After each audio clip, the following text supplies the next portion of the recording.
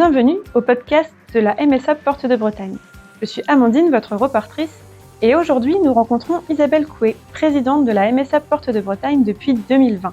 Cette fois-ci, direction le canton de Guers.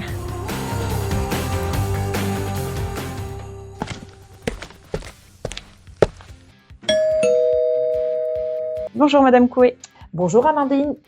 Pour commencer, pouvez-vous vous présenter en quelques mots ? Je suis agricultrice en production porcine sur la commune de Tréal, dans le canton de Guers.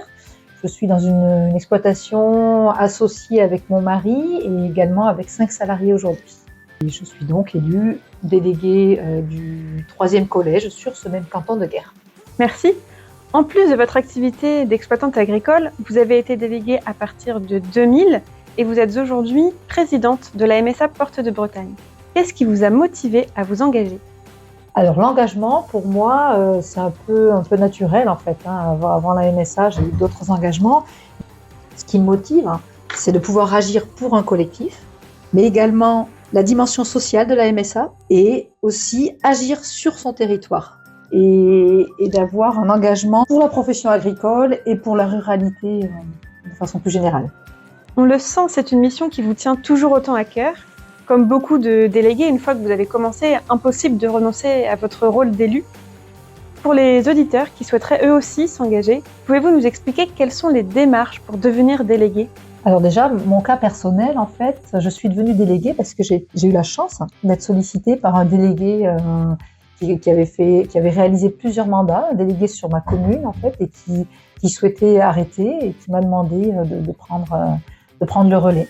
Il suffit de se rendre sur le site de la MSA Porte de Bretagne, sur la page « Devenez délégué », de télécharger la déclaration de candidature et de suivre les instructions.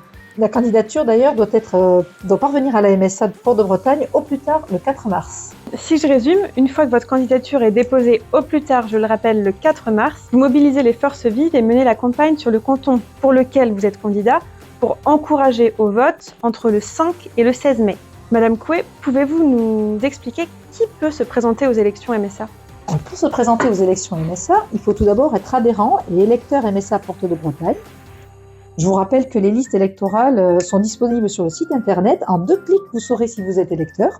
Ensuite, il faut avoir au moins 18 ans le jour du scrutin et également ne pas avoir été condamné au cours des 5 dernières années pour des faits mentionnés dans le bulletin numéro 2 du casier judiciaire. Il y a une procédure un peu différente en fonction des différents collèges de candidats et donc d'électeurs. Concernant le premier collège, ce sont des candidatures individuelles. Pour le 2e collège, qui est donc le collège des salariés, c'est sur liste syndicale. Et enfin, pour le 3e collège, qui est le collège employeur de main-d'œuvre, c'est l'employeur qui donne mandat à un membre de son entreprise. Ça signifie que quand même beaucoup des adhérents de la MSA Porte de Bretagne peuvent devenir délégués. Absolument. Mais au-delà des critères administratifs, les qualités essentielles que j'ai remarquées chez tous les délégués sont la passion ainsi que l'envie d'agir pour son territoire et plus largement pour la population agricole. C'est effectivement ce que beaucoup de délégués m'ont confié lors de mes différentes escales à travers les territoires de la MSA Porte de Bretagne. Je n'en doute pas en fait, mais c'est sûrement aussi lié au fait que les délégués sont le reflet en fait des valeurs agricoles. Pourquoi cet engagement est si important ? Parce que pour moi, la MSA, elle est vraiment essentielle au monde agricole. Qu'il soit exploitant ou salarié, c'est la protection sociale d'une catégorie socio-professionnelle bien particulière et qui a vraiment besoin d'une protection sociale adaptée à ces problématiques. D'ailleurs, j'ai parfois l'occasion en fait de m'exprimer sur la nécessité de la MSA auprès des ressortissants MSA.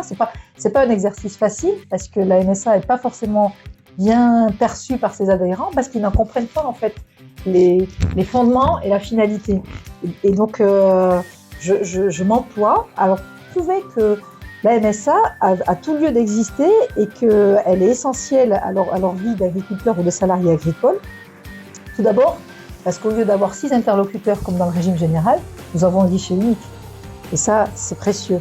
Si la MSA n'existait pas, il y aurait également une proximité en fait amoindrie, puisque nous avons aujourd'hui beaucoup d'agences sur nos territoires qui permettent aux adhérents d'avoir des réponses à leurs questions en proximité. Également, la disparition des délégués, puisque nous ne serions plus dans un système démocratique avec une élection de délégués sur les 3 collèges que j'ai évoqués tout à l'heure et qui sont essentiels à la compréhension en fait, des problématiques agricoles.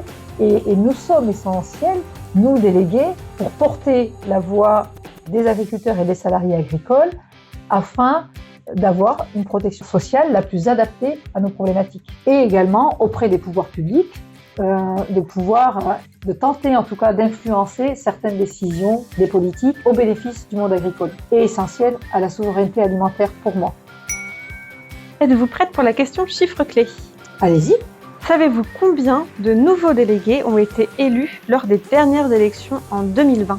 Je ne pense pas connaître le chiffre exact. En 2020, lors des dernières élections, 102 nouveaux délégués ont été élus pour représenter les adhérents MSA sur le territoire. Ah oui, donc c'est 102 délégués sur 360 aujourd'hui, donc un renouvellement 30% à peu près.